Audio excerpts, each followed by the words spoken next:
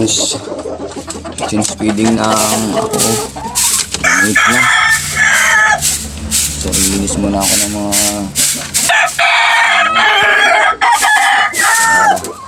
ganda sa kusugan ng manok.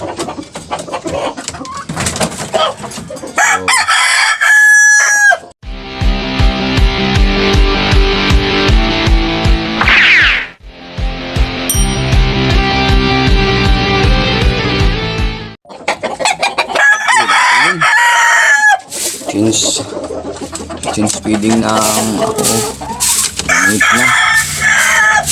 So ilinis muna ako ng mga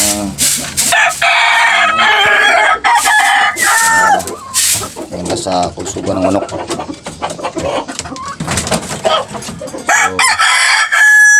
So oras ngayon ay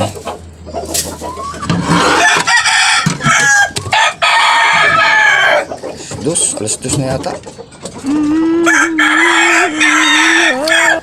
Patok ako ngayon mga ano na, kaya isang ganito.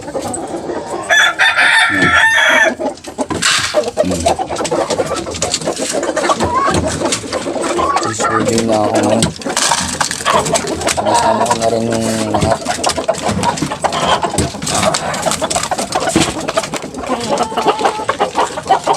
So medyo ano na, handa na yung katawan ko. Tuyo na. Isang ganito lang. Ayan na, improve. Ayan.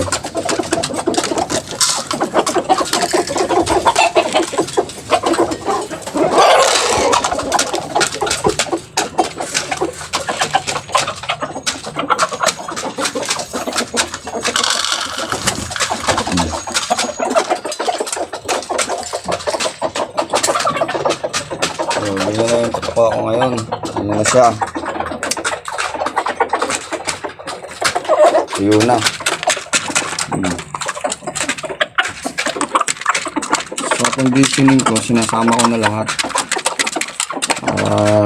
Feeding, purga. Yung white chocolate ko. Ready for December. Wow! Wow!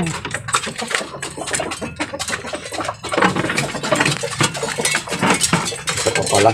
Bukan ko si itim. Sorry naman. Oh no!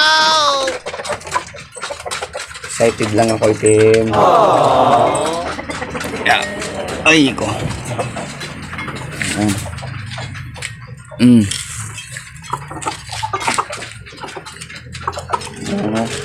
Itim. Si white chocolate. For December.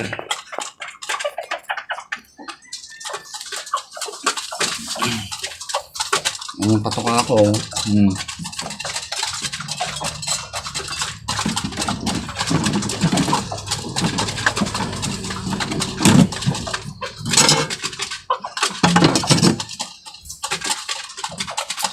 Pilit ang aking sikreto para bumuha ang katawan ng manok. Kung hindi naman yung hog grower, yung ordinary, huwag lang masyadong madami, tama lang halo. Baga sa ano 2 kilo, 1 kilong hog grower, pwede yun.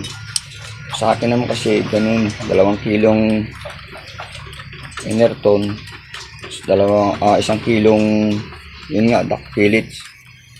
Pwede kasi yun sa ano, sa manok, sa baboy at sa ato.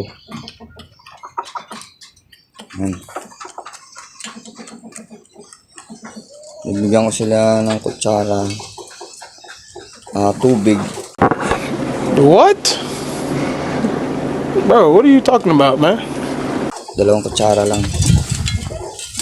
Para hindi magkaroon ng sapolan. Namitin yung katawan.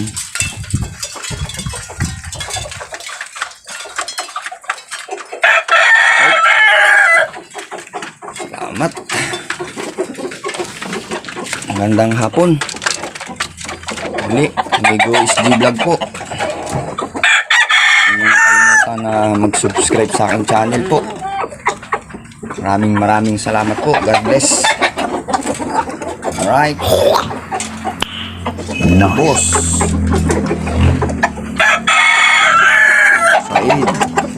Said. Yan, bilaukan si puti. Ang aking inahin. Allah, siya. Maya ako'y magbibigay ng tubig din. Okay. Salamat po.